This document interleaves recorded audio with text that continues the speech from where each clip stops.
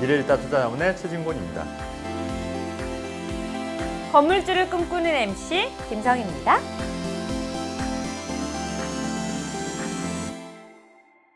IMF 어떻게 보내셨어요? 저는 IMF 때 97년도가 제 이제 군대 있을 때였어요. 제가 보기엔 이래도 제 27사단 이기자 부대라고. 보기엔 이대들은 무슨 의미예요? 그러니까 현역병 아닌 거 같잖아요. 이기자 부대라고 총을 되게. 잡아 보신 거죠, 그럼? 아니 그럼요. 그 사격도 하고. 굉장히 못하실 것 보병. 같은데.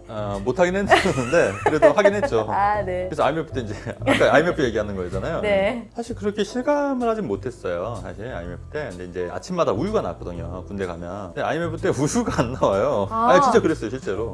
너무 아마 아끼는 거 아니에요, 군대에서도? 국가 이제 부도 사태니까 네. 아무래도 이제 집안도 이제 그때 좀 많이 힘들어서 네. 다세대 빌라를 건축해서 이제 파시는 일을 시행업을 하셨거든요. 근데 네. 이제 IMF 때 금리도 오르고 철근 가격이 너무 오르니까 그걸 못 하는 거예요. IMF 확 공감되는 세대는 우리 세대보다는 우리의 부모님 세대가 맞아요. 네. IMF의 타격이 가장 큰 게 맞아요. 아니었나. 맞아요. 그렇죠. 네네.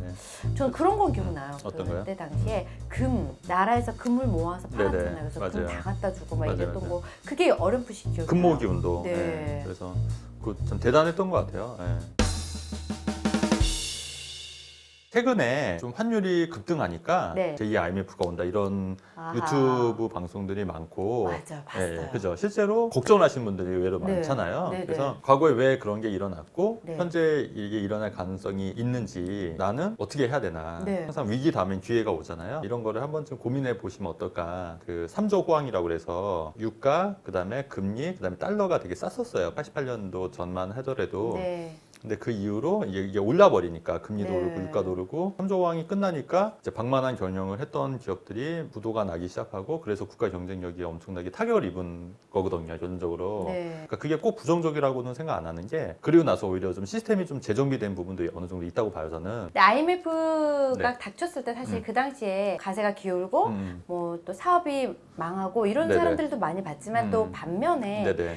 올라가신 분들도 있으시더라고요. 돈을 맞아요. 버신 네. 분들도 있고 맞아요. 또 성장하신 분들도 있고. 모든 네. 위기가 사실은 모든 사람들이 다 돈을 잃는 건 아니더라. 예. 네. 그 위기에서도 기회를 발견할 줄 알고 투자를 해서 또 잘 되시는 분들도 있으니까 네. 항상 위기 뒤에는 기회가 온다고 생각하거든요. 영원한 직장은 이제 없어졌잖아요. 그죠? 네. 예. 그렇다고 하면은 지금부터라도 내가 만약에 직장이 잘리면 어떤 일을 해야 될까를 한번 고민해 보시는 것도 그리고 이제 그 환율이나 유가나 그다음에 금리는 좀 수시로 체크해서 우리나라가 위기 상황인지 아닌지 좀 파악을 하셔야 될 것 같고 그다음에 무엇보다도 지금 시장 경제 상황이 썩 좋지만은 않아요. 우리나라가 맞아요. 미중 무역도 있고 그렇다고 하면은 과연 그 정치 지도자들이 어떤 선택을 하냐에 따라서 또 이게 어떻게 돌파구를 찾을 수 있냐가 네. 관건이라고 생각하거든요. 일반 개인들도 좀 알아야 된다고 생각해요. 경제를. 네. 이제 잘못된 방향으로 가면은 여론을 형성해서 네. 올바른 방향으로 갈 수 있게끔 네. 또 만들어야 된다고 생각하거든요. 한편으로는. 근데 그런 역할을 하려고 하면은 기본적인 지식이나 그런 부분을 아셔야 되니까 그런 거는 과거 신문들 있잖아요. 네. 과거의 신문이나 기사, 과거 데이터를 통해서 한번 좀 복습을 한번 해보시면 어떨까. 지금도 어떻게 보면 IMF까지는 아니지만 위기라고 볼 수도 있는 경제 네네네. 상황이잖아요. 과거 IMF 때처럼 가진 않을 것 같아요. 아, 네. 근데 여기서 위기를 자는데 자칫 잘못하면 갈 수도 있을 수도 있겠지만 네. 그래도 저는 그렇게까지는 안 가고 서서히 좀 살아나지 않겠냐. 그게 제 바람이기도 하고요. 네. 네, 맞습니다. 네.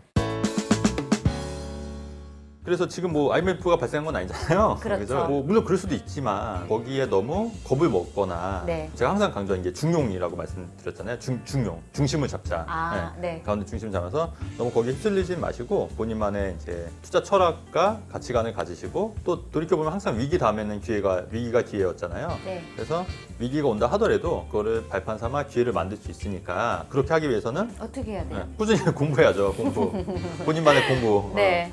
공부와 이제 또 저희 40대 건물주택이 방송 봐야 되잖아요. 네. 그렇게 해서 준비를 하시면 되죠. 전 공부가 안 되니까 대표님에게 상담을 하도록 네, 하겠습니다. 누구에게나 위기는 오지만 누구에게나 그게 다 위기는 아닙니다. 그렇죠. 길이 될 수도 있는 겁니다.